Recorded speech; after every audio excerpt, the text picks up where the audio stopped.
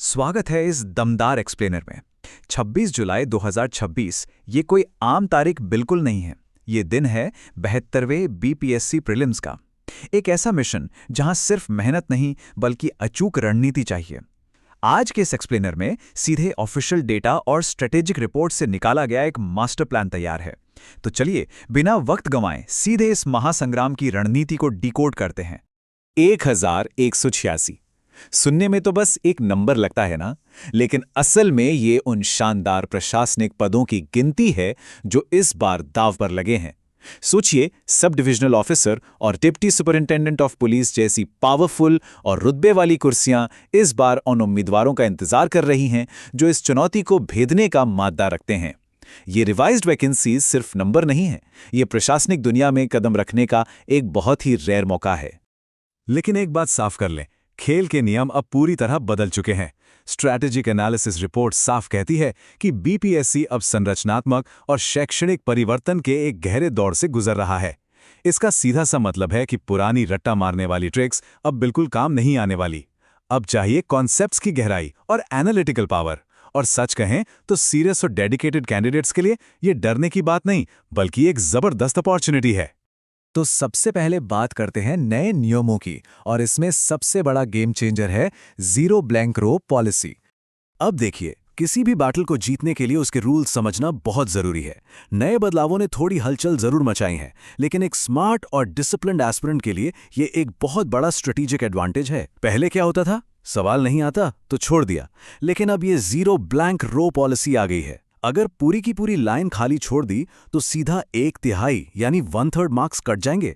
बिल्कुल गलत जवाब देने जितनी बड़ी पेनल्टी। इसलिए अगर कोई सवाल स्किप करना है तो ऑप्शन ई का गोला भरना एक मैंडेटरी एडमिनिस्ट्रेटिव स्टेप बन गया है। ऐसा करने से 0 मार्क्स मिलेंगे और उस भयंकर नेगेटिव मार्किंग से बच जाएंगे।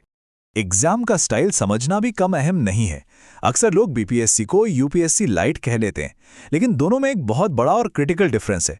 जहां यूपीएससी गहराई में जाकर क्यों और कैसे वाले एनालिटिकल सवाल पूछता है, वहीं बीपीएससी आज भी क्या, कहां और कब के इर्द गिर्द ही घूमता है।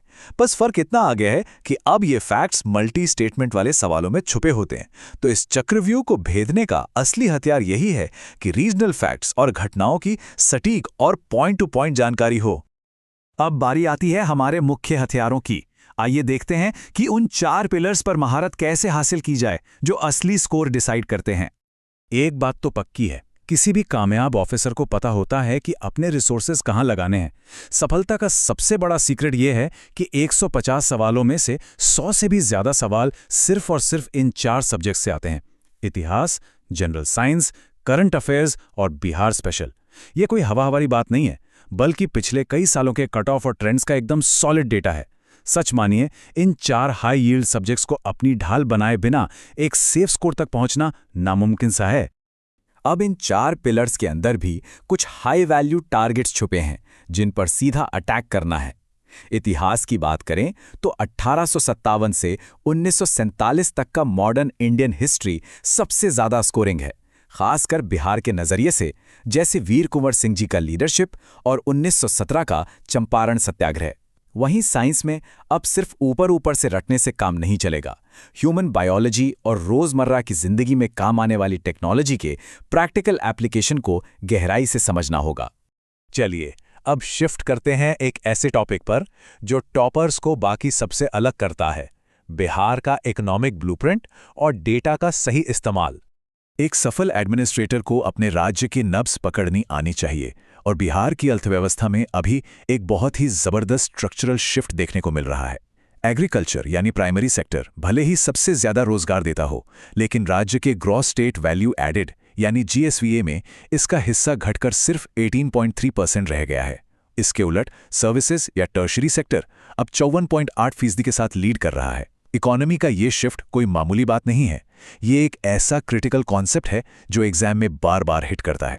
इस आर्थिक कहानी का एक और पहलू है राज्य के भीतर की क्षेत्रीय असमानताएं। बिहार की प्रति व्यक्ति आय यानी पर कैपिटा इनकम बढ़कर 76,490 रुपये जरूर हो गई है, लेकिन ग्रोथ का फायदा हर जिले को एक जैसा नहीं मिला है।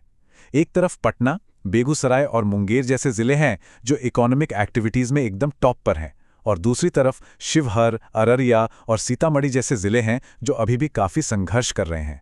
कमीशन अक्सर ठीक इन्हीं जियोग्राफिकल और इकोनॉमिक डेटा पॉइंट से सीधे सवाल पूछता है। और अब बात करते हैं सबसे बड़े नंबर की, 3,47,589 करोड़। ये बिहार के इतिहास का अब तक का सबसे विशाल बजट है। इस भारी भरकम अमाउंट में से एक बहुत बड़ा हिस्सा, पूरे 68,216 करोड़ रुपए अकेले एजुकेशन डिपार्टमेंट को दिए गए हैं। ये 7 निश्चित रोड मैप के तहत राज्य की बहुत ही क्लियर और स्ट्रैटेजिक प्रायोरिटी को दिखाता है। इसे सिर्फ एक बजट अमाउंट मत समझिए, ये सरकार का विजन है और एग्जाम के पॉइंट ऑफ व्यू से एक हाई प्रायोरिटी फैक्ट है। अब तक सारा डेटा और सिलेबस समझ आ गया है, लेकिन इसे हकीकत में कैसे बदलें? यहीं काम आएगा ये 110 दिन का अल्टीमेट एग्जीक्यूशन प्लान। ये 110 दिन का रोड मैप असल में रॉ नॉलेज को एग्जाम हॉल में शानदार परफॉर्मेंस में बदलने का मास्टर प्लान है।